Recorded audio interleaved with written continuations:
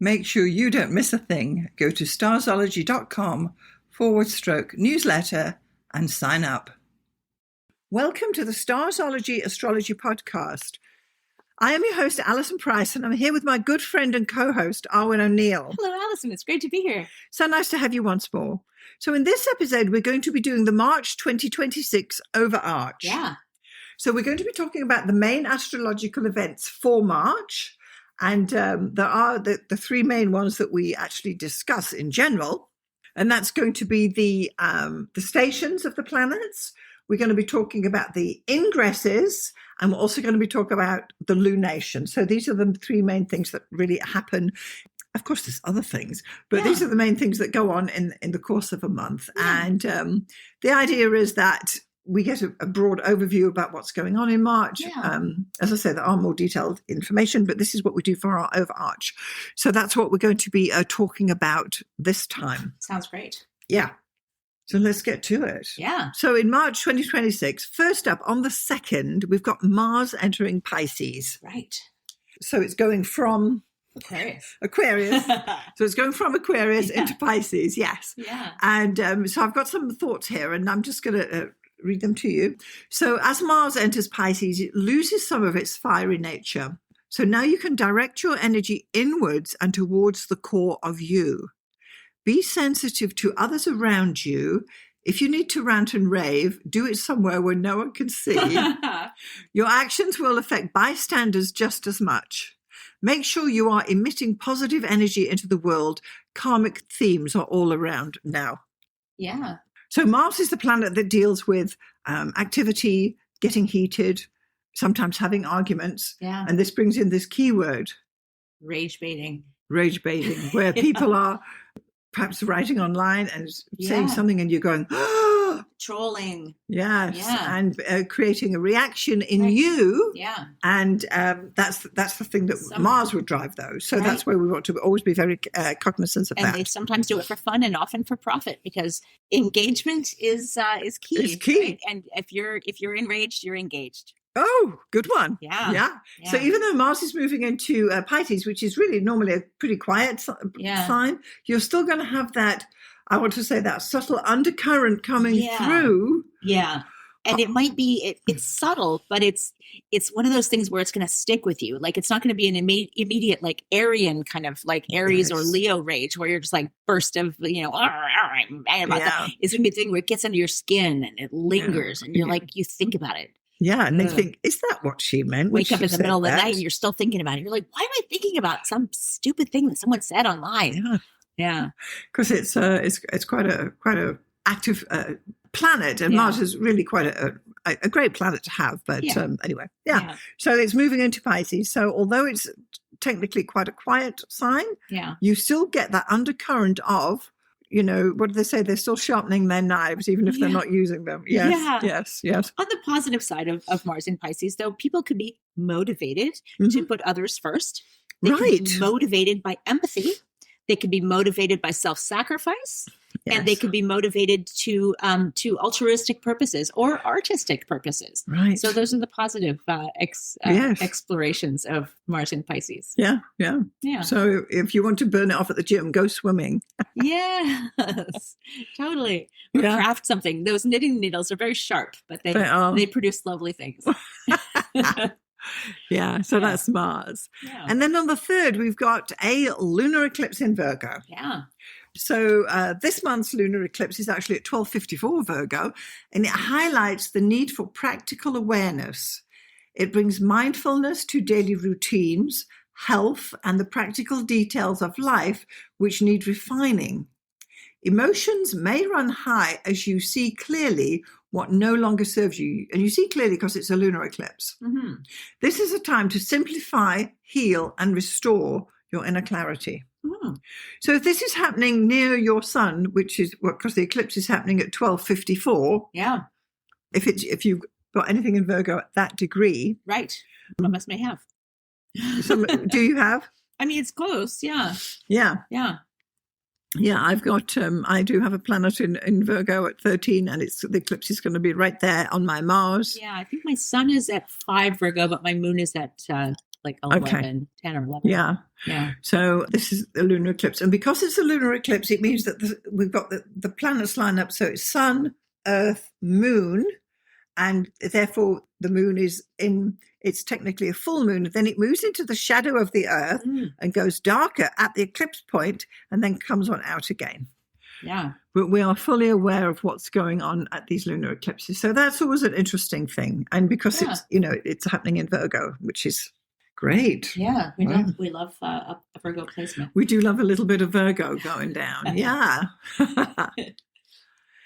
And then moving on to the 6th of March, Venus enters Aries. Yeah. So it's leaving Pisces where it was in exaltation and really quite happy and moving into Aries, which is its sign of detriment. Yeah. It's not very happy there. Yeah. So I'm suggesting that love and money affairs become somewhat subdued as Venus is not well placed here, although a little rash. As Venus enters Aries, it is the time to hold on to your investing and wait for next month when economic activities will improve in general. Mm-hmm. Romantically, you could be attracted to more dangerous types as the temptation for hot and lusty fling is genuine. Interesting. Or if you're in a relationship, you could be just off on your own thing and kind of in a selfish mode, and that whole, Venus in Pisces Valentine's Day month thing is that's past. Of course. And now you're off on, I want to go to Mexico by myself. You can do your own thing. I need me time. But But because Venus is the planet of really money and love, it tends to, in Aries, one can be rash in both areas. For sure. So, yeah. So what do we do? You're spending on that thing and then you're going to wear it on date night or something like that, right? Yeah. Yeah. For sure. So again, it's... I'm thinking like red lipstick, red lingerie. Yes. Yes. Venus in Aries, yeah. Yeah, red fishnet stockings or something. Or... I keep seeing Instagram things with the red mascara, and I'm like, really? Is that where we are? I don't know. I mean, it looks great on the model, but I don't know. Doesn't everything? Years ago, when we lived in Cape Town, we had a lingerie store, and we sell fishnet stockings there, and we could not keep up. Yeah. And they wanted the coloured ones, the red ones, the black ones, the pink ones, the green ones, and we just kept saying every day people were buying. Yeah. Whereas your regular old boring old beige bra, no one's buying it, but the fishnet always sold. Love it. Yeah, I'm sure every woman's got fishnet in their drawer somewhere. I like to think so. Well, everybody, I should say. Yes, definitely. Right, yeah. So that's great. So that's our Venus. Yeah. And then we get to the 11th of March. So now Jupiter is stationing direct. So what that means is it's been retrograde for a few months now and it's actually going to go direct. So it's going to turn direct. The station is at 15 degrees Cancer. So that's the turning point. And I'm suggesting here a renewed sense of optimism is likely to sweep over you, helping you dispel the shadows of the darker days. Your innate optimism will resurface, empowering you to envision the life you desire. While you may not take immediate action this month, this period is perfect for planning, which is a crucial first step towards turning your dreams into reality. Jupiter in Cancer lets you embrace this positive time and let it guide you as you establish a brighter future for you and your family. Lovely. Yeah. Yeah. So this is in Cancer. So Jupiter's still, for me, it's still hanging about in my 12th house where Cancer is. So if you've got any planets at 15 degrees Cancer or 14 or 16, Jupiter's going to station on that point. Mm-hmm. And this means that probably for the whole week, Jupiter's going to be almost burning a hole in the zodiac at 15 degrees Cancer, because it's a very slow turnaround when it stations. It slows down, stops, thinks about it, and then goes back. So that particular degree is very sensitive. Yeah. And since it's Jupiter, we pay a little bit more attention than we would anything else, because that's a big magnetic pull. It will. So it's it's bringing themes, always Jupiterian themes. Yeah. Fortunate things, growth, expansion, broadcasting, and all of those things that Jupiter rules will be coming back on stream at full force because Jupiter's going direct. Absolutely. So check your chart. Anything you have at 15 degrees Cancer or thereabouts. Yes. Yeah. So it's all happening there. And then we get to the 19th of March. So This is now the new moon in Pisces. So the new moon is at 28-27 Pisces, right at the end. And this indicates it's a time to begin an activity where you sacrifice something else in your life. Consider starting a meditation regime or a daily yoga practice now. So new moons are always a time to start new things. It's when the sun and the moon come together, and we can't see the moon because it's dark. But it's the beginning point of the cycle. So wherever 28 Pisces is, this is the place where you can do your new moon wishing. And you can find out which house in your chart is 28 Pisces and do wishes in line with that. Lovely. Yeah. And of course, if you're a Pisces, if you've got planets at 28, the new moon's going to be right there triggered in as well. Yeah, lovely. All righty. Then on the 20th, the sun enters Aries. Yeah. So this is the Aries point. It's the beginning of the zodiac. It's the beginning of the astrological year. Yeah. What it means is that the sun is traveling north and it crosses the celestial equator at that point. And that is when it goes from the south to the north, and it brings energy to the northern hemisphere now more than the southern. Yeah. But because it's the beginning of the zodiac, it's an important time, right? Oh, for sure. And so this will be, the sun enters Aries at actually 0 degrees, and it heralds the start of the spring in the northern hemisphere and the start of autumn in the southern hemisphere. Potential is high and your life force is robust now. Initiate independent activities to best serve yourself. Choose to get out and about in the sunshine daily. Yeah. Now, of course, because we live in the Northern Hemisphere, we're up here in Canada, in Vancouver. Yeah. And what it means is it's the beginning of spring for us. And we are very happy when winter has come to an end. Are we ever? Can I just say, we're recording this in the middle of January. Yes. And we in Vancouver, we don't get that much snow. Like we'll maybe get a dusting of snow a couple of times a year. Maybe once every 8 years, we'll get a dumping of snow, which means we have snow for like a week and a half and then everything shuts down. Yes. This is not one of those years, at least not yet. This has been a year where it's been rain constantly since November. Yeah. And it's been gray. But this week, the clouds parted and Finally. the blue sky came out. And everyone I know on Instagram has just been posting pictures of like blue sky. Like it's the newest thing. Like, yes, look at the sky. Yes. It's a miracle. Yeah. Yeah. Yeah. Winters go on and on and on and on. Yeah. So that March, that spring feeling, 100%. It might as well be summer for us because it's warm enough to do things outside. Yes. You know, like there's no frost on the ground anymore. It is, well, I mean, despite it being March, usually we have a pretty nice March, I think, in Vancouver. Yes. And you can get out and go you get the daffodils out. Yeah. And go walking and the flowers are coming out. The cherry blossoms.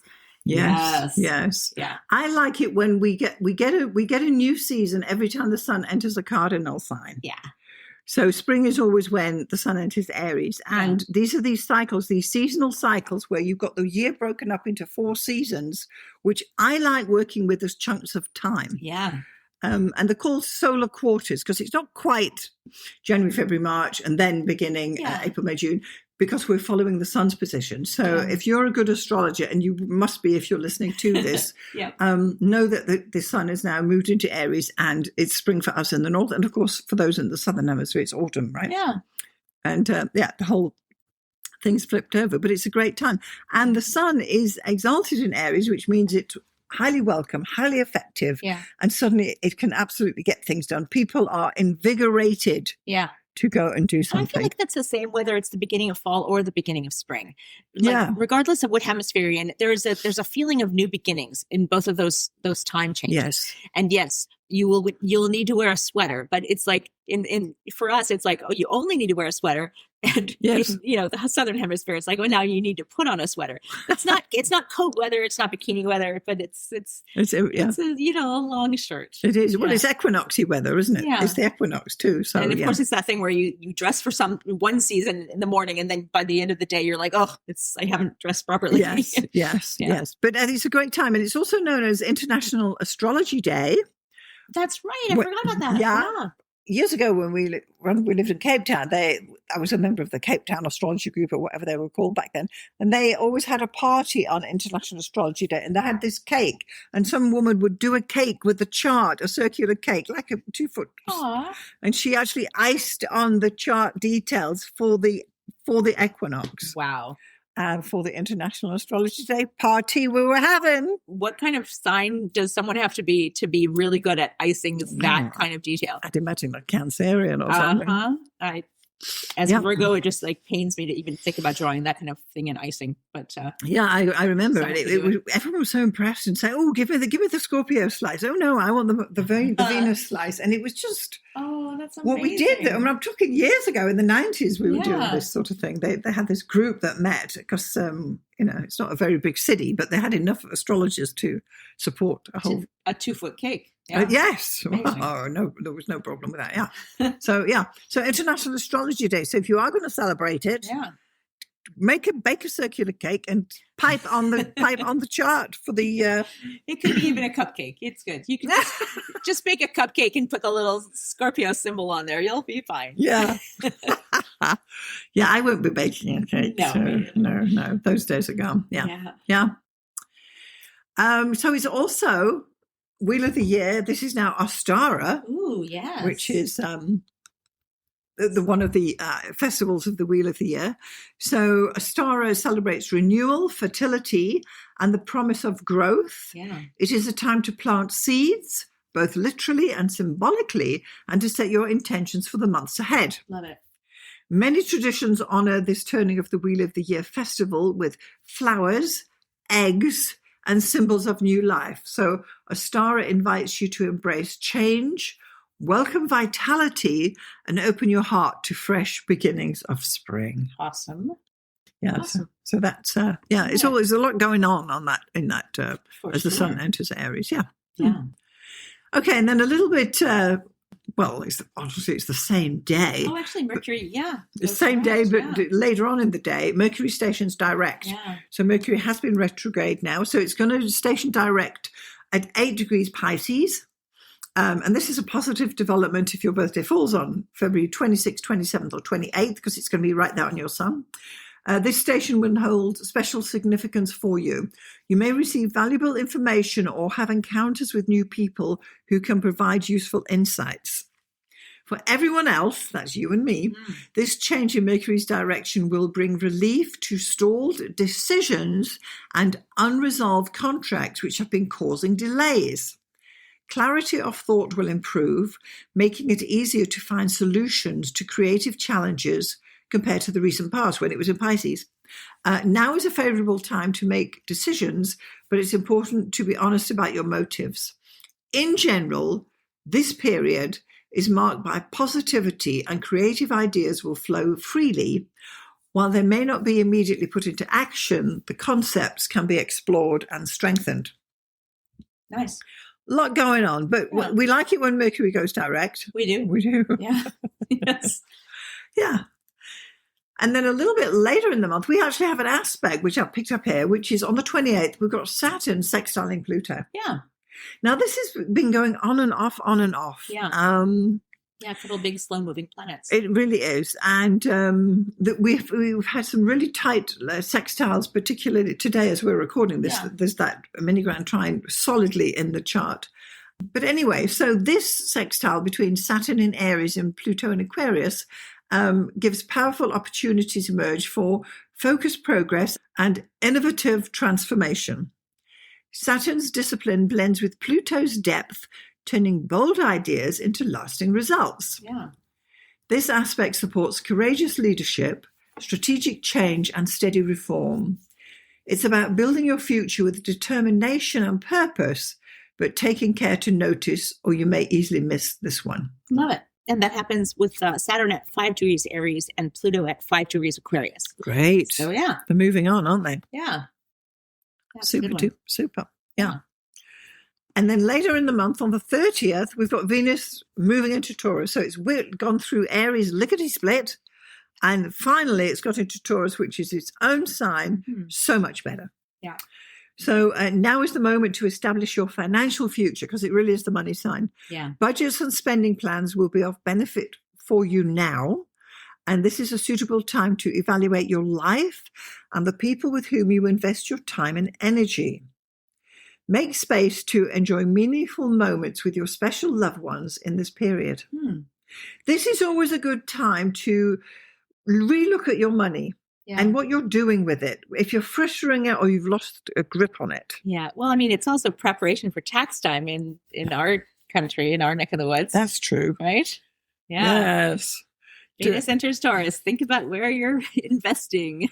Yes. And what you're going to do with your tax return if you are lucky enough to get one. Oh, if you get money back. Yeah. Does it ever happen? It always seems to have to pay something in. Right. But I think the thing is too that it's a good time. So if you are going to do your tax return, wait until Venus is in Taurus. Oh, yeah. Because it's right there. It's not there every single year at this time, but it's nearby. That's a great point. So make sure to book your appointment with your financial guy if you have one, or if you do it yourself like I do. Just make sure you're doing it then. Yeah, you heard it here first. Wait till the last minute to do your taxes this year. Yes, the last minute, because then Venus will shine on you. And yeah. So those are actually the main events for March. We've got the ingresses, which are the planets changing into new signs. We've got the stations, which is planets changing direction, either direct or retrograde. And then we've spoken about the lunations. Yeah. And then I always like to do this March background energy. Oh, yeah. So here we're talking about the broad strokes, and the idea is that we're looking at the 10 planets. For my background energy count, I only consider the 10 planets, and they are the Sun, Mercury, Venus, Mars, Jupiter, Saturn, Uranus, Neptune, Pluto, and Chiron. So not the moon, but we're looking at the energy count for these 10 planets, and we're looking at where was it on the 1st of March, and what's the shift of energy to the end of March. Yeah. And if you click through to the web. If you click through to the blog post, there's actually 2 tables there that that you can see exactly what I'm talking about here. So on the 1st of March, we're looking at polarity, element, and mode. So March begins with the polarity still balanced with 5 planets in active and 5 in passive.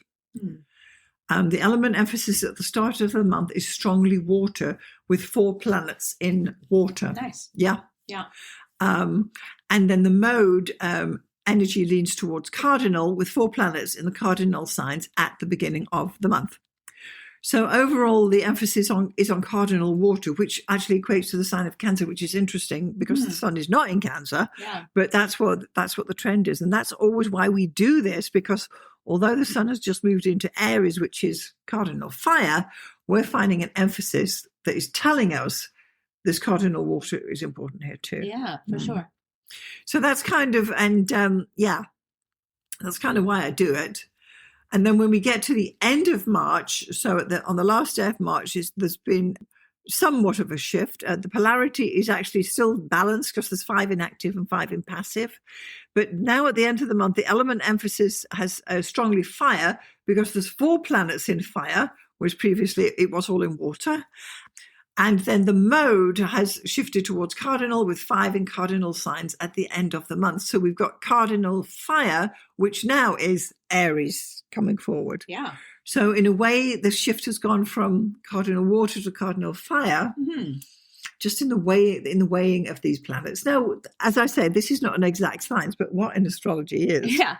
It's about the feeling. It's about the vibe. It is. Yeah. And it's a way to assess the general mood without going into the nitpicky bits of detail about, you've got Mars here and you've got Jupiter there. What we're saying is this is the broad strokes. These are our background energies, and they're running all the time. So you generally want to kind of be paying attention to those as well. Yeah. Love it.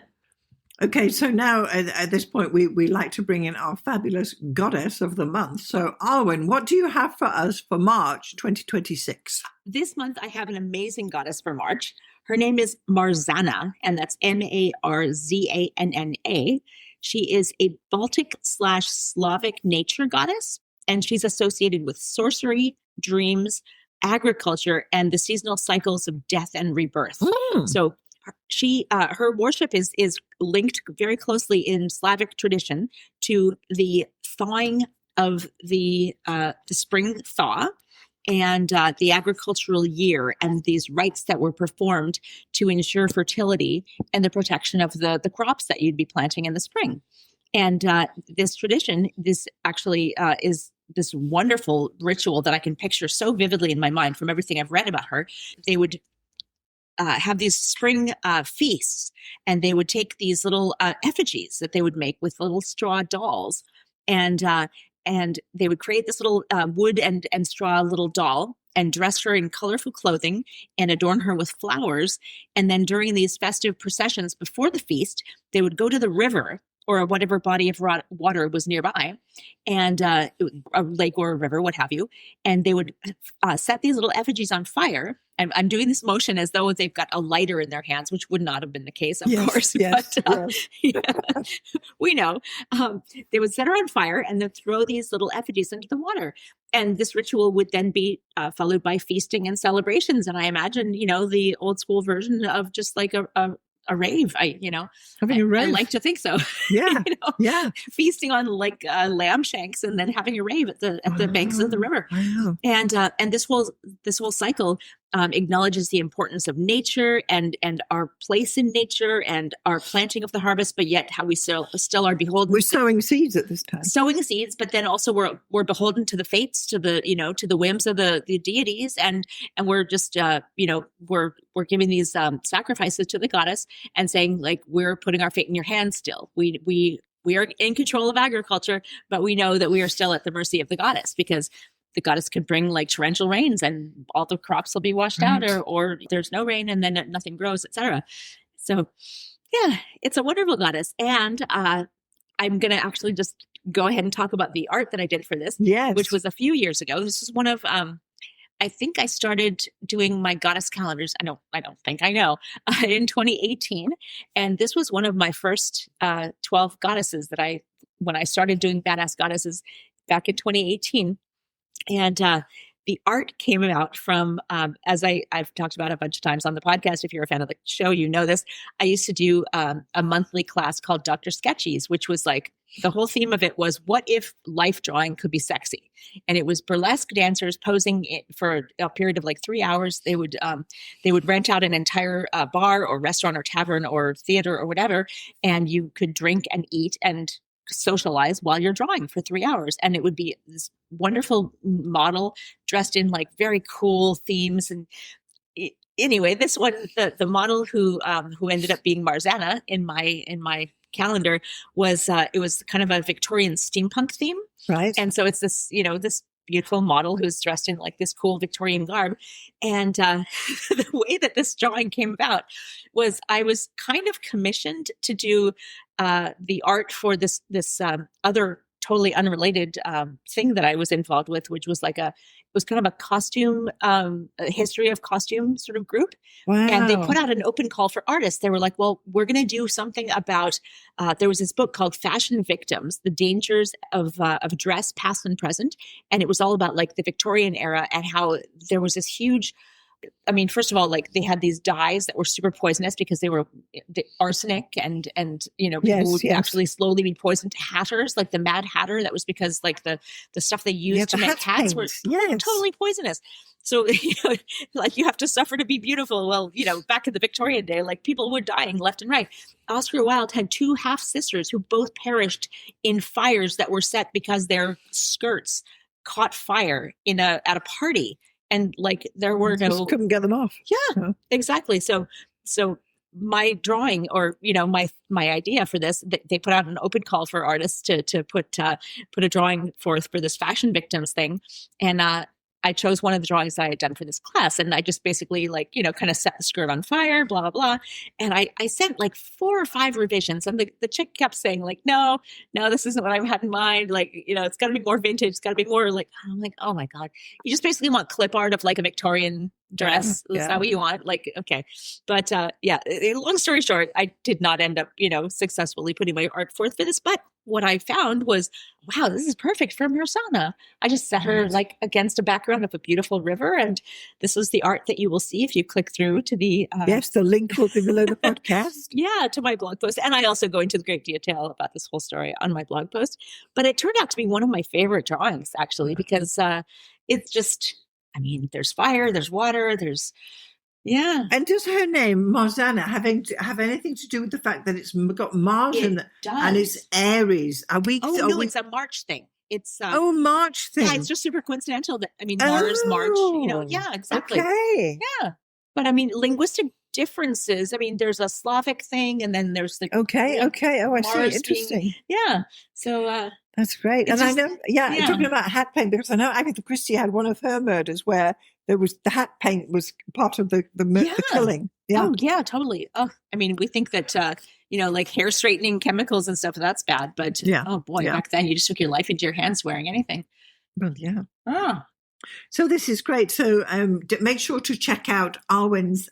There's an image of Marzana on the blog post and then a link straight through to the full details about behind her, how she did this artwork and her process and whatnot. And it's really interesting. And we do love having our goddesses of the month, don't we? You. We absolutely do. We do. We've had a couple of comments back from people saying how much they kind of find them interesting because you really are talking about goddesses that nobody's heard of. Right. Exactly. And if you want to go, if you go and you like the art, I actually have my Redbubble shop has a whole bunch of Marzana products, so you can get a Marzana phone case or clock or coffee mug or what have you. Yeah.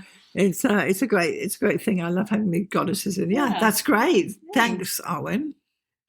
So one of the interesting conjunctions that's coming up with the outer planets that we haven't actually spoken about yet is that Chiron is in Aries, and it's actually conjoining Eris and Aries on the 1st of March chart. So we're talking about 24 degrees Aries. Yeah, and Eris, not to be confused with Aries, Eris has been in Aries for going on like 60 some, 70 some years. It's forever. Yeah. Because it's got such a long elliptical orbit. It's outside of the orbit of Pluto even, and it's just incredibly slow moving. It's also elliptical. So it will spend a bunch more time in Aries than the other signs. It will eventually. Yeah, I think everyone living at the moment has it in Aries. It's just which degree is it at. Exactly. Yeah. So because everyone has it, it tends to be background noise. But when you've got a planet conjoining it, as we do now with Chiron, that's kind of an interesting thing to discuss because it's bringing more focus to Aries. Absolutely. Yeah. And if you happen to have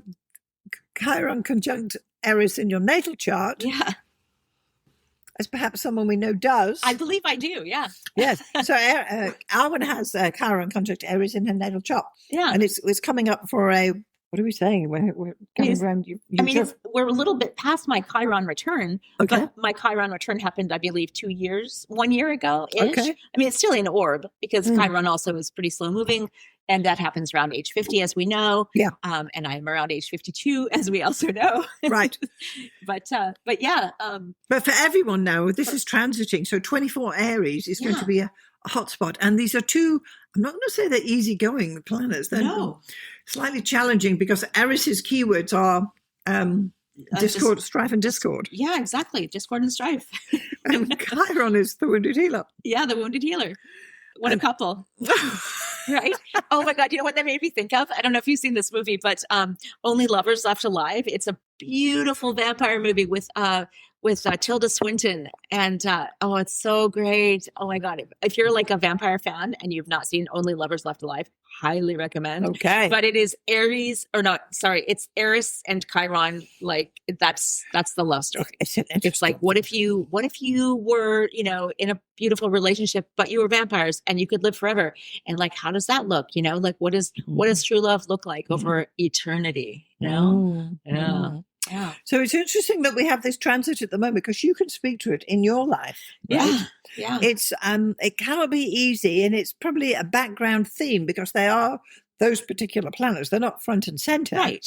But it when they're coming together, they have to put some energy together like that, and it's very close. The orb's like within a whisk. It's 42 minutes, so it's pretty tight. Yeah. Oh, it's almost exact. It's basically exact. Yes.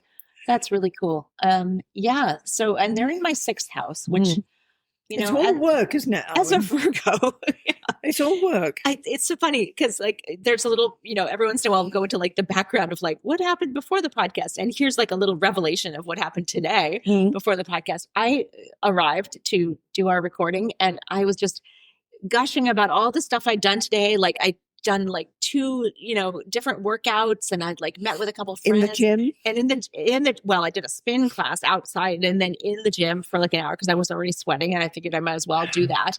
And I'm on a kind of a mission, like fitness wise, blah, blah, blah. Like no one wants to hear about that. But then, nice happy hour session, like a nice healthy session of having some drinks with my partner because he got the night off, which is rare and wonderful for us to have a weekend day together because he's in hospitality and I'm in the corporate world, etc. Yeah. And but yet also connecting with a couple of friends and having a really intense conversation with my mother for like an hour and a half before this call. And then my dad texted in the middle of that call and was like, "Do you have time to chat?" And I'm like, "I'm so sorry. I love you. Can we talk on Wednesday?" So it's just Arwynne. Yeah, it's crazy. But and I like the way that you prioritize the podcast recording over your dad. Sorry, Dad. It's a standing appointment. Don't they know? Jesus. Yeah. No, but it's like, okay, so Eris and Chiron and in my sixth house. So like it's obligations, but yet it's also like it's a couple of misfit planets, really. I mean, Chiron was only discovered in the 70s. Yes. And Eris was only discovered in 2005. Mm-hmm. And as we know, she's the bad girl of the zodiac. And if you miss somehow the mythology of Eris only very quickly, you can always like check out my blog post about Eris. And I did a huge presentation on her a couple of years ago. But basically, she's the goddess who started the Trojan War. She was the goddess who was not invited to the wedding of Peleus and Thetis. And I do remember that off the top of my head, whatever. But anyway, so she was mad that she wasn't invited to this like major like A-lister wedding.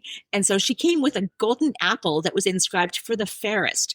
And she threw it down at the feet of the 3 major goddesses who are Juno, Athena, and Aphrodite.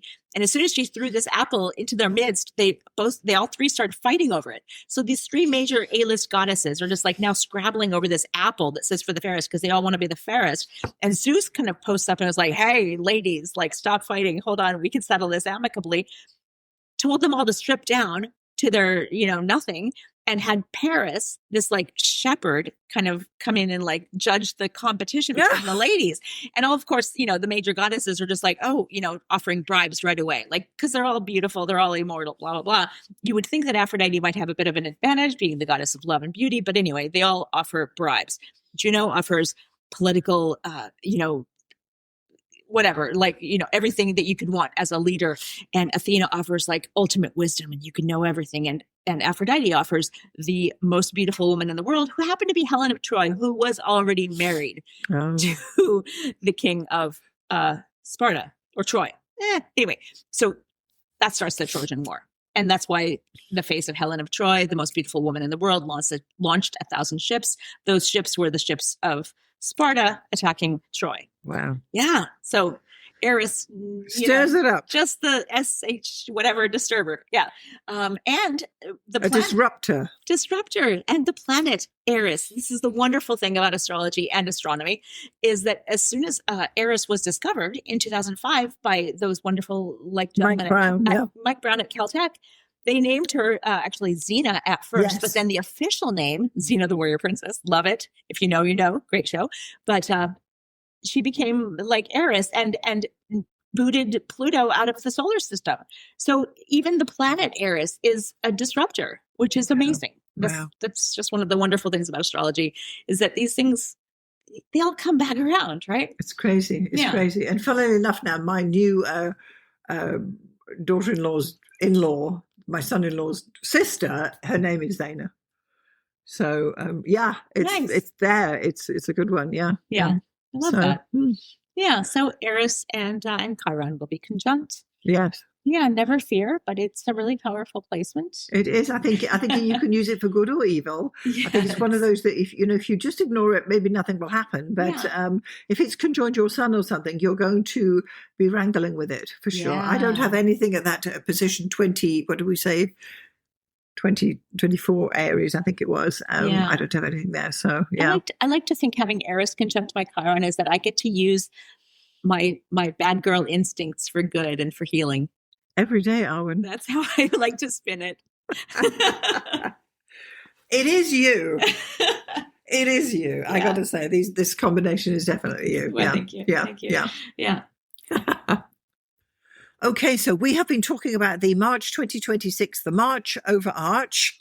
I like saying that, the March Overarch. It's wonderful. Yeah, so it's the overarching events that's going, astrological events happening in March that we consider important. Of course, there are other bits and bobs happening here and there, but maybe they're not as important, and who has time? Right. But these are the broad strokes that everybody tends to want to know about.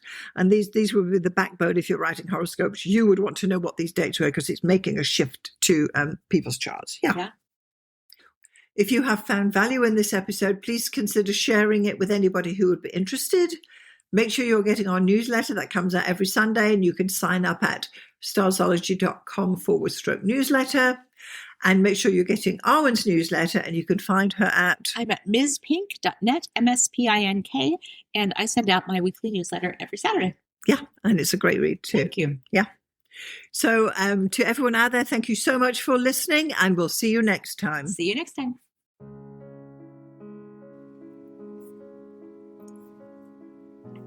Thanks so much for getting this far through the episode. I just want to take a moment to tell you about the two main options of my astrology services. So the first one is coaching. If you are an aspiring astrologer, and by that I mean someone who's perhaps a hobbyist astrologer, or someone who's learning astrology, or a student, or you've got a few books and you've been doing it for a while, but perhaps you need a little bit of help to bring it all together, then maybe getting some astrological coaching from me would be the answer for you.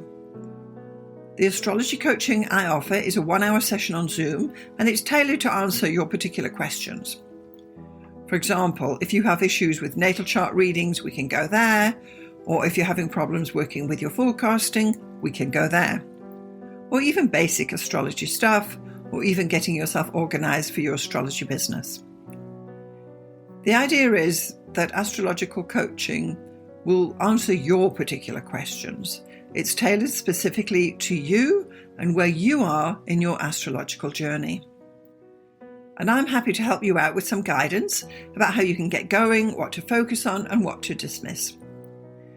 So that would be the astrological coaching for people trying to learn astrology. The second astrological service I offer is consultations.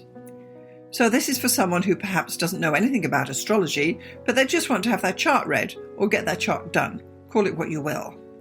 So once more, this is a 1-hour consultation over Zoom. I will interpret your chart, tell you about the main features, tell you about where the energy is flowing, and all the rest of what is entailed in a thorough natal chart interpretation. I can also add in some forecasting in there too, bearing in mind we only have 1 hour. So just in summary, I've got coaching for people who want to learn astrology, and I've got consultations for those who want to get an astrology reading done. I'm Alison Price from Starzology.com. Thank you so much for listening. We'll see you next time.